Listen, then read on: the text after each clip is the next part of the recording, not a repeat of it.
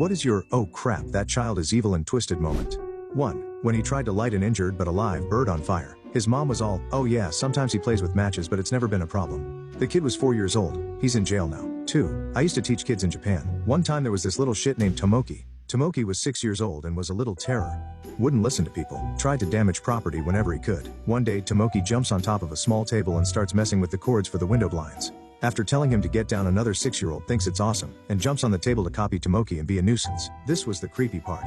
Tomoki's eyes get dark and he stares at the kid while he's playing. He then grabs one of the cords and in a split second wraps it around the other kid.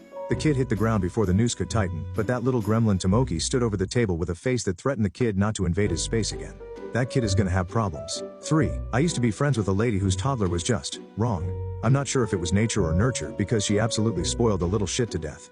She would never give him consequences for his actions. At first it was little things, like picking the cat up and squeezing them too hard. Then he went on to do things like hit people adults with his toys on purpose. It's hard to describe, but even the way he carried himself and reacted to things just didn't feel right. I had him on my lap one time, and he reached out with both hands and squeezed my breasts just as hard as he could. He was only 3 or 4 years old then, and while the argument could be made that he didn't understand the implication of the body part he was grabbing, I can say with 100% certainty that he intended to make me feel pain. His face was a mix of anger and malicious glee. Several people in our friend group tried to tell the lady that something was up with her son, me included. But she would hear nothing negative spoken about her precious little boy. She even went so far as to throw people out of her house for suggesting that he had issues.